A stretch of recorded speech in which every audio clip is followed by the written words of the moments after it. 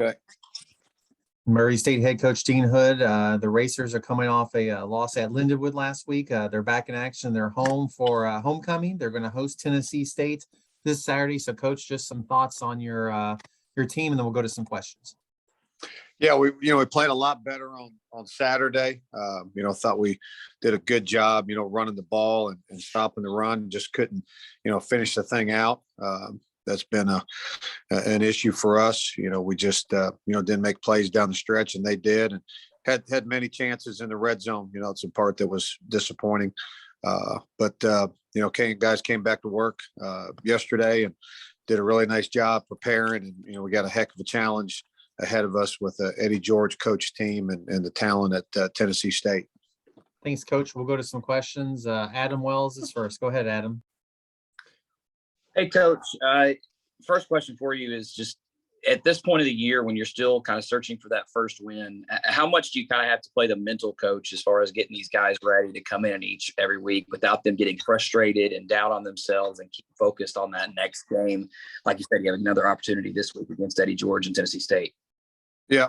I mean, that's your job, as the head coach, is to keep your guys, mindset correct, having them base their actions on truth and not feelings. I mean, it's an emotional game.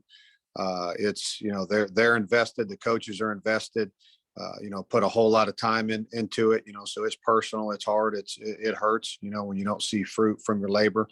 And so that's a thing that that's part of my job.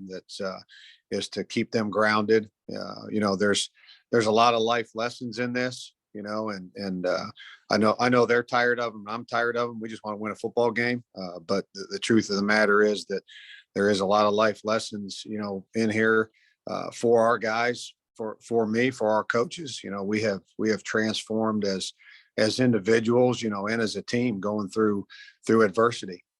And it's a thing where you're either going to become better, coming out of this journey, out of this valley, or you're going to become bitter. So that's been the mantra for our guys, just to understand that, when you're in these dark times, when you're in these valleys, the thing to do is just do the next right thing. Do not grow weary and lose hope, and you will reap a harvest in time. So that's been the thing that we just been emphasizing, to our guys and to ourselves as well, as we're going through this. But we will get through it, and we will be stronger. Looking at what Witherspoon did on Saturday with 3 touchdowns, I think it's probably obvious to say that he really allows you guys offensively to do a little bit more, especially with trying to still figure out his. You cut off there the last part. I'm sorry. Figure out. Opens up the offense as Jaden is trying to figure his passing role in this offense. You were cutting out again. I'm sorry. I didn't really hear your question. Something about Jaden and the passing offense.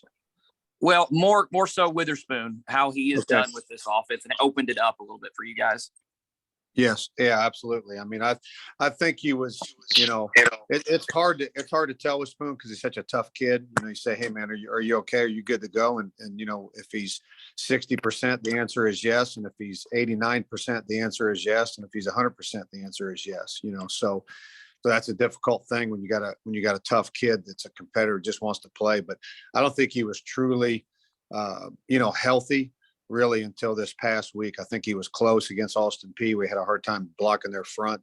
Our O-line did a great job this week blocking Lindenwood's front, and the mixture of him and Cortez Jones. Cortez Jones is a big back for us, and really he had a great game too. Finally got behind his pads and used his physicality.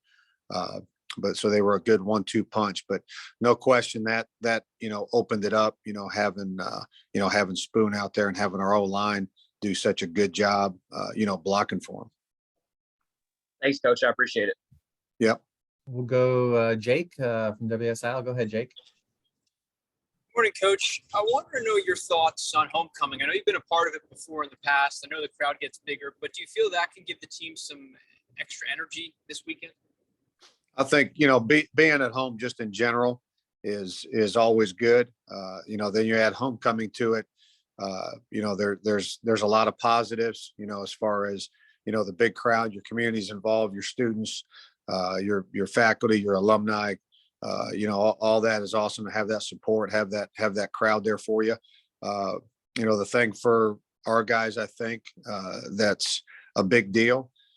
We have a great group of former players that are here, in our community. They're around a lot. They come to practice and all that, and on homecoming that grows. And so I think it's motivational for our guys. I think it's important for our guys that they're a part of something bigger than themselves. And I think when they know that somebody's sitting in the stands that's wore their jersey number and was on that field and blood, sweat, and tears of a game of football and a season of life and a season of football, those guys were doing the same thing that they're doing right now. And I think that's important to them to want to honor those guys by the way they play.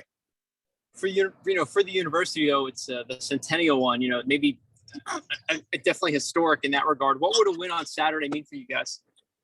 Oh, I mean, it's big time. I mean, our guys have been working so hard. It's a thing where you're just hurting for your guys, for your coaches, because they're working so hard and not getting not seeing the fruit of their labor, not seeing the benefits. So it would be huge.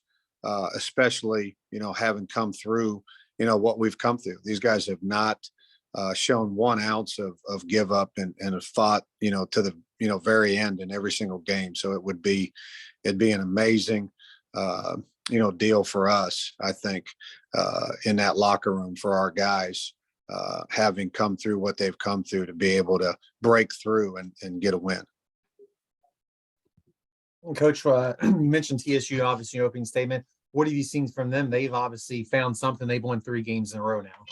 That's going through what we're going through right now. It's a tribute to, Eddie George, to turn that thing around, after those early games. Now they're, a little bit like us where they had some tough opponents. I mean, they played, Middle Tennessee, FBS school. Eastern Washington is, one of the top schools in FCS, every year. So they played some guys early. They had some injuries, as well. They're cued at play against Lane, so that caused some issues for them.